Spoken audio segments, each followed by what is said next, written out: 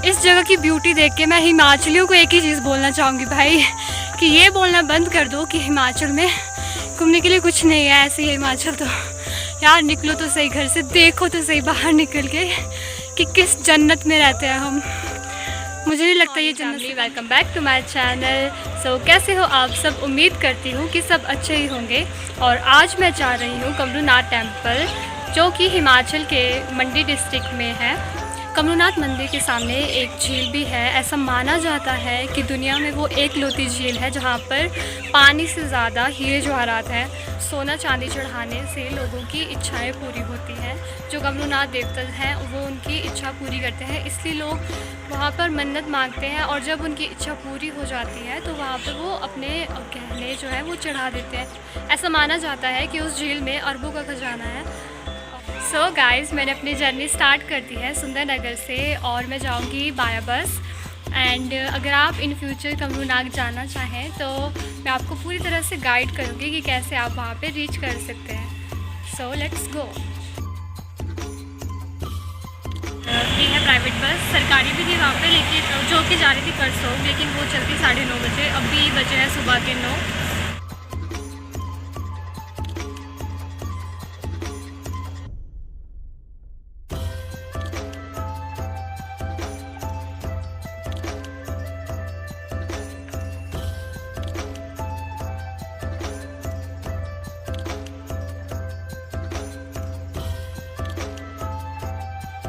हांडा पहुंच गई हूँ मैं। लगभग मुझे 2 घंटे लगे यहाँ पहुँचने के लिए। और यहाँ से ट्रैक स्टार्ट होता है कमरूनाथ जी का। मैं आपको दिखा देती हूँ नीचे। This is Rohanda village.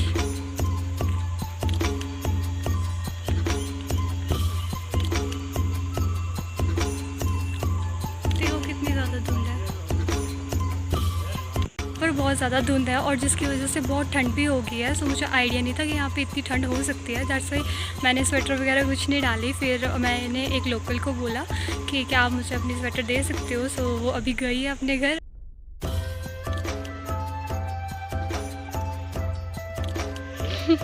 Thank you so much. So ये है वो प्यारी सी लड़की जिसने मुझे स्वेटर ला के दे दिया। फाइन, तो अपना नाम तो बताओ। नाम क्या आपका? दिया। दिया, कौन सी क्लास में पढ़ते हो? 10th में। तो मैंने स्वेटर भी पहन लिए और अब मैं फुल ऑन रेडी हूँ जाने के लिए। ये वाला ट्रैक बहुत इंटरेस्टिंग होने वाला है। क्यों? क्योंकि मैं अपनी लाइफ टाइम में पहली बार सोलो ट्रैकिंग करने जा रही हूँ। एंड देखते हैं कैसा रहता है मेरा फर्स्ट टाइम का एक्सपीरियंस। इससे पहले मैंने एक ट्रैक और भी करा है जो कि मैंने कुल्लू में करा था, but I was with my friend and today I am on my own. आज तो खुद ही जाना है, देखते हैं क्या होता है। रास्ता देख के और लोकल्स की बातें सुन के आई नो कि I am going to have a hard time. I know it is going to be a very challenging track, but life में अगर चैलेंज नहीं है तो मज़ा ही क्या है।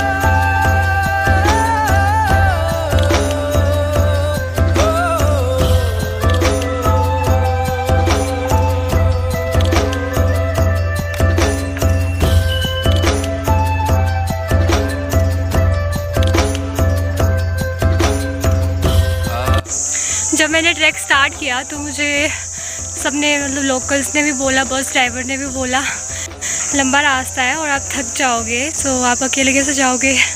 बोलते कि जंगल है, जानवर भी होंगे, ये भी बोल रहे थे। मेरे माइंड में भी आ गया कि यार इतना कुछ बोल रहे हैं, सच में कुछ ऐसा तो नहीं है। बट ये था कि जब मैं घर से चली थी, at that time I was fully determined कि मुझे ये ट्रैक कंप्लीट करना है। मैं तो मतलब दिमाग में सोच के चली हूँ कि हाँ करूँगी कंप्लीट, चाहे जो मर्जी हो। आगे देखते हैं क्या होता है, मैं कर पाती हूँ या नहीं कर पाती हूँ। We will see. है बहुत सुंदर यहाँ पे सब कुछ, मतलब को ज़रा देवदार के पेड़, रास्ते में हर जगह फूल हैं। अभी मुझे लोकल्स मिले तो मैंने उनसे पूछा कि मैं सही रास्ते पे जा भी रही हूँ नहीं, तो उन्होंने बोला हाँ आप ठीक जा रहे हो। और यहाँ पे साइन बोर्ड भी लगा हुआ है, मैं आपको दिखा। जंगल है ऊपर। अच्छा क्या लगता है आपको? नहीं पहुँच पाऊँगी।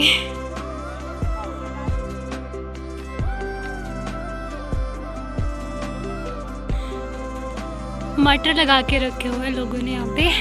देखो नीचे तो खेत है, नीचे तो खेत दिख रहे हैं, बट यहाँ देखो पहाड़ी पे ही लगा दिए, यहाँ पे कोई खेत नहीं है, ऐसी खड़ी पहाड़। और यहाँ मुझे देखो सेफ्टी मेजर्स लेते हुए, क्योंकि मुझे कानों में और सर में बहुत ठंड लगती है, इसलिए मैंने अपने आप को कवर अप कर लिया हुआ है सो दैट मैं बीमार ना पड़ूँ बिल्कुल भी, क्योंकि मुझे बीमार नहीं होना, और जगह भी तो जाना है। यहाँ पे कुछ नहीं नज़र आ रहा, नीचे मैं बहुत हाइट पे हूँ अभी, लेकिन आई एम श्योर आपको कुछ दिख नहीं रहा होगा। Let me zoom in. ये देखो नेचुरल वाटर स्प्रिंग, तो मैं सोच रही हूँ कि चलो थोड़ा पानी पी लिया जाए।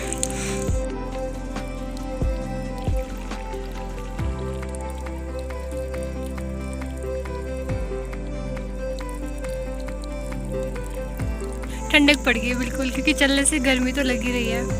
बट हाँ ये है कि मैंने कवर अप करके रखा है कान वगैरह को, क्योंकि यहाँ पे धुंध बहुत है। और ये पानी इतना फ्रेश था, बिल्कुल ठंडा ठंडा, पहाड़ों से निकल रहा है डायरेक्टली। आप बताइए क्या आप पी पाते हैं ऐसा पानी? क्योंकि बहुत सारे लोग हैं जो मुझे देख रहे होंगे, कोई दिल्ली से होगा, कोई हरियाणा से होगा, तो कितने ही लोगों को नसीब हो पाता है ऐसा पानी, आई डोंट नो। लेकिन हिमाचल वालों को तो इस चीज़ का फ़ायदा ज़रूर है कि यहाँ पे हवा पानी बिल्कुल साफ़ है। घर यहाँ पे कोई भी नहीं है, लेकिन देखो फिर भी वेजिटेशन यहाँ पे ज़रूर करी हुई है लोगों ने, बिल्कुल मतलब एकदम पहाड़ी है बिल्कुल, फिर भी लोगों ने यहाँ पे खेत बना दिए जैसे तैसे करके, और लगाया इन्होंने यहाँ पे मटर लगाए हुए इन्होंने। अब मुझे कॉन्फिडेंस आ रहा है कि मैं पहुंच जाऊंगी, क्योंकि इतना मुश्किल नहीं है मेरे लिए, क्योंकि मैं हिमाचल से हूं, तो हिमाचलियों को पहाड़ों की आदत तो है ही। बट हाँ ये बात अलग है कि मैंने ज़्यादा ट्रैकिंग नहीं करी हुई है, सो वो थोड़ी डिफ़िकल्टी है, और कोई बात नहीं, मैं सीख जाऊंगी धीरे धीरे ट्रैकिंग करना भी। आज फर्स्ट टाइम है, धीरे धीरे देखना कितनी ही ऐसी वीडियोज़ आएंगी। और भी एक बिल्डिंग नज़र आई है मुझे यहाँ तब से, आई डोंट नो ये किस लिए बनी हुई है, शायद यहाँ पर रहता है, अभी तो कोई नहीं, अब तो ताले लगे, बट आई थिंक सो कि यहाँ पर आते होंगे थोड़े टाइम के लिए रहने के लिए। वाओ यहाँ पे इतनी सुंदर सुंदर बटरफ्लाइज हैं, oh my God I can't imagine. तो मेरे दोस्तों ने बोला था कि अगर रास्ते में रेन शेल्टर आ जाएगा तो समझ जाना कि तू सही रास्ते पे जा रही है, और रेन शेल्टर आ गया है, दैट मीन कि मैं सही जा रही हूँ। थैंकफुली मैं रास्ता भटकी नहीं और मैं सही रास्ते पे जा रही हूँ। अम्मा जी कमरू राग के लिए कितना रास्ता बचा अब? कितना? 2 घंटे लग जाने? हाँ। इधर क्या करते हो, क्या बोलते? हाँ भेड़ बकरी बांधते हो यहाँ पे? अच्छा अभी कहाँ है तो भेड़ बकरी? जंगल में? अच्छा बहुत अच्छा लगा आपसे मिलके। और आपको कैसा लगा? बढ़िया मेरी पोतरी भेड़ी ना फोटो काटने। अच्छा फोटो निकालने के लिए बोलती है? अच्छा अच्छा अच्छा। 15-16 साल। ये देखो हिमाचली कल्चर, इन्होंने पहना हुआ ढाटू, ढाटू बोलते हैं ना इसको? ढाटू। और ये कमरी? ये जराक्टे। अच्छा स्वेटर। ये देखो इनका टायर। नहीं नहीं आप देखो कितने सुंदर लग रहे हो। चलो ठीक है फिर बाय। ओके आस्ते। नेचर यहाँ पे इतना मेहरबान है, देखो आप पेड़ कितने सुंदर, नीचे फ्लावर्स, और इतनी सारी वैरायटी है यहाँ पे फ्लावर्स की।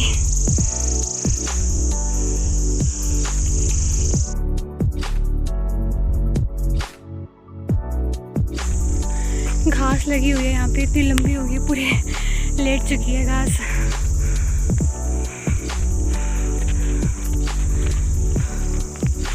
रास्ता बहुत खूबसूरत है यार, मंजिल से ज़्यादा खूबसूरत मुझे लगता है कि सफ़र होता है, और ऐसे बोला भी जाता है, लेकिन आज देख लो मेरे साथ साथ आप लोग भी कि कितना खूबसूरत रास्ता है।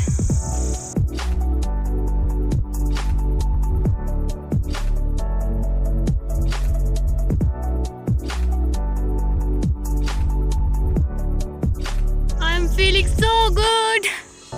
अच्छा डिसीजन लिया मैंने आके, मैं बहुत खुश हूँ।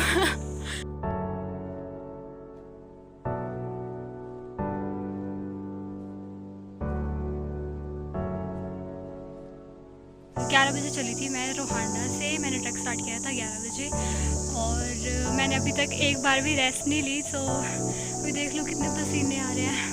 थोड़ी देर के लिए रेस्ट लेने के लिए बैठ गई हूँ ताकि मेरी एफिशिएंसी और ज़्यादा बढ़ जाए और मैं और फास्ट ट्रैक जल्दी से जल्दी कंप्लीट कर पाऊँ।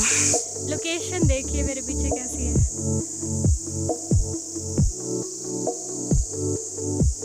सफ़र खूबसूरत है मंजिल से भी। आ जाए इस लाइन का मतलब समझ में कि हाँ सच में सफ़र जो है वो मंजिल से भी ज़्यादा खूबसूरत। अभी बज रहे हैं 1 और 2 घंटे चलने के बाद फाइनली यहाँ पे एक बोर्ड आया है जिस पे लिखा हुआ है कि कमरू नाग मंदिर सीमा प्रारंभ। यहाँ पे लिखा हुआ है कि सभी यात्रियों से अनुरोध है कि गेट खोलने के बाद गेट ज़रूर बंद करें।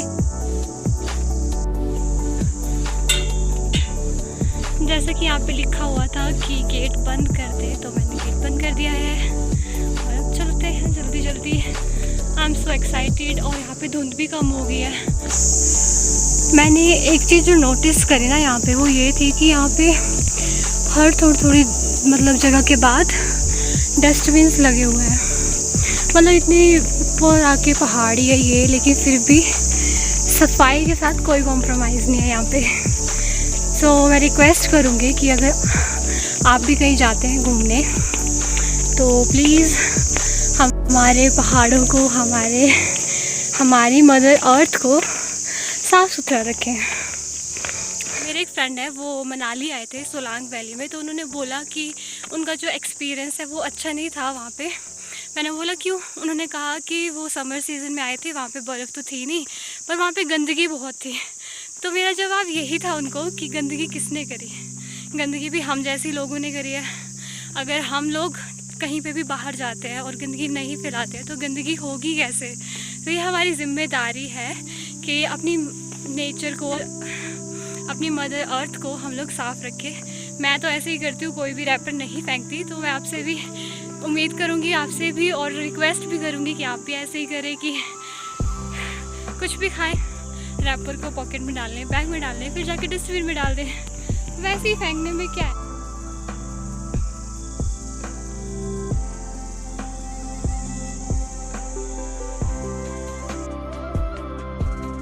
मेरी खुशी का ठिकाना नहीं है। मुझे पेड़ों के पीछे कुछ दिख रहा है, मुझे लग रहा है कि मैं पहुंच गई हूँ। ओह माय गॉड, 2.5 घंटे चलने के बाद एक सेंस ऑफ अचीवमेंट फील हो रही है। अकेले इतनी देर से चल रही थी, भरोसा था मुझे कि मैं पहुंच जाऊंगी चाहे जो मर्जी हो, और मैं पहुंच भी गई। तो ये देखिए, ये है मेरी मंजिल। मैं बहुत खुश हूँ अभी। ओह माय गॉड,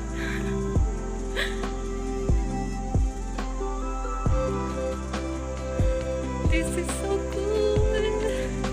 पूरे रास्ते में धुंध थी और यहाँ पे धुंध नहीं है। यहाँ पे मैं शूट कर पा रही हूँ। Wow, this is so amazing.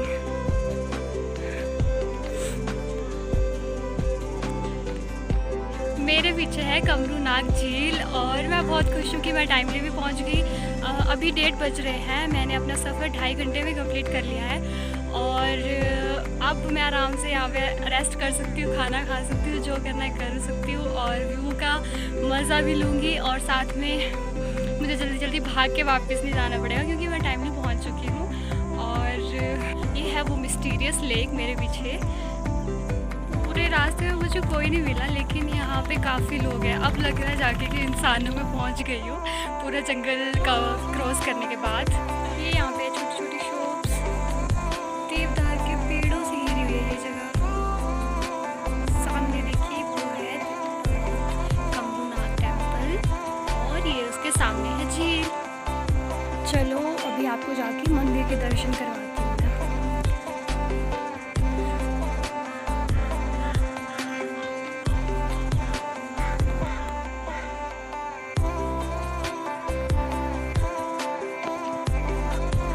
मंदिर की एंट्रेंस, तो चलो अभी जूते उतार देते हैं।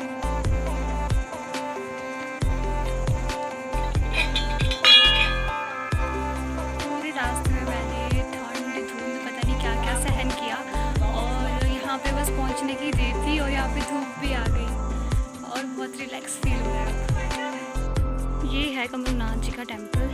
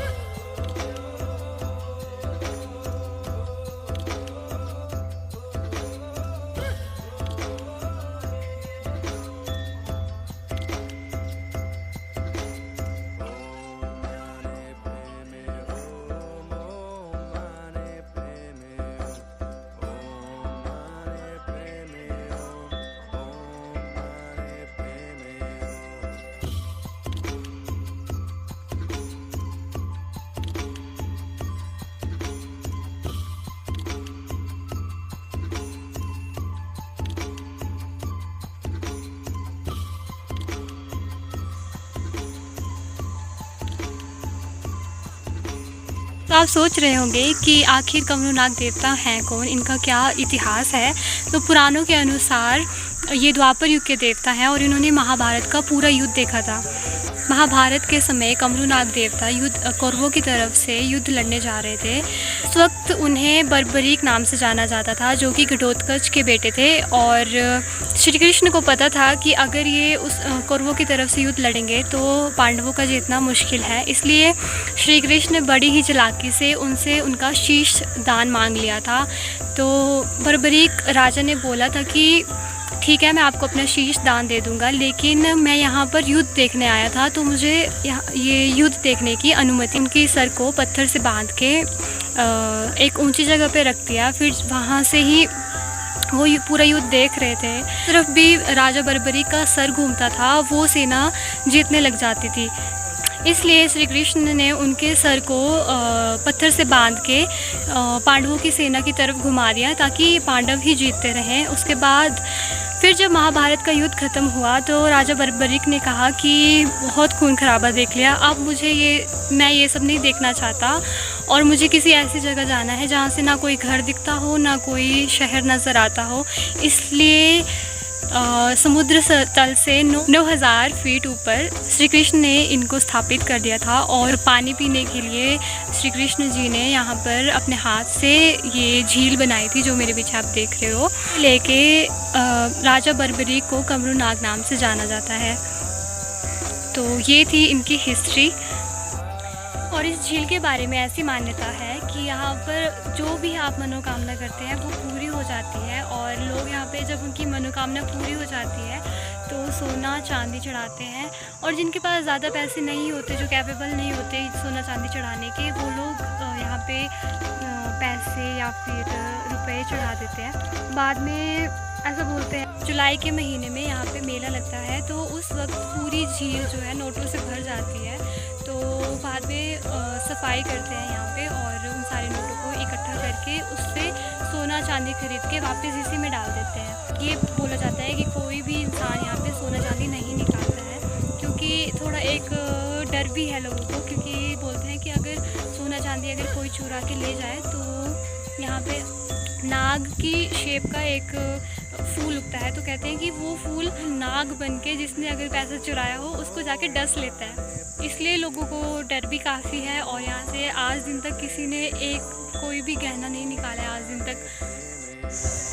तो यहाँ पर करती हूँ मैं इस व्लॉग का एंड। ये था मेरा 1 डे सोलो ट्रैक और मुझे तो बहुत मज़ा आया। आज मैंने ये सीखा कि अगर हम चाहें तो हम कुछ भी कर सकते हैं। जिन्हें अगर किसी को भी बताया कि हाँ मैं जा रही हूँ तो सबने मुझे यही बोला कि तुम कहाँ जा रही हो, अकेले मत जाओ। और जब मैं नीचे गांव से भी चली थी तब भी मुझे लोगों ने बोला कि नहीं नहीं नहीं तुम नहीं जा पाओगे। बट इतना तो मुझे आज पता ही चल ही गया है, अगर इंसान चाहे तो वो कुछ भी कर सकता है।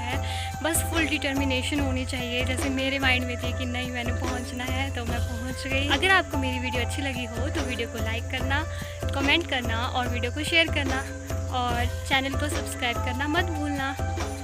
तो अब मैं हूँ on my way to go back home. तो भैया ने मुझे बोला कि ले जाओ थोड़ा बहुत, हमारी भी सेल कर दो। तो मैं आप सबको भी तो मैं आप सबको भी यही बोलना चाहूँगी कि कभी भी आप ऐसी जगह पे जाते हो जिन्होंने लगाया हो स्टॉल्स, उनसे कुछ ना कुछ आपको ले लेना चाहिए। इससे हमारा तो कुछ नहीं जाएगा लेकिन इनकी कितनी हेल्प होगी, है ना? जैसा ये बोल रही वैसा बिल्कुल सही है।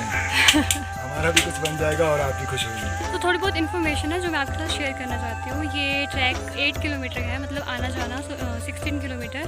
सो अपनी कैपेसिटी के हिसाब से ही आए, जो चल सकते हैं इतना ज़्यादा वो आ जाए। अगर कोई कमरूनाग में ही रहना चाहता है तो वहाँ पे रहने के लिए रूम्स भी अवेलेबल हैं और वो चार्ज भी उसका नहीं लेते हैं कुछ भी, बस वहाँ पे ब्लैंकेट और मैट का वो चार्ज लेते हैं 30-40 रुपीज़। तो ऊपर रहना है तो ऊपर भी रह सकते हैं। और अभी मुझे जल्दी जल्दी वापस जाना होगा क्योंकि मेरी बस चली जाएगी अदरवाइज़।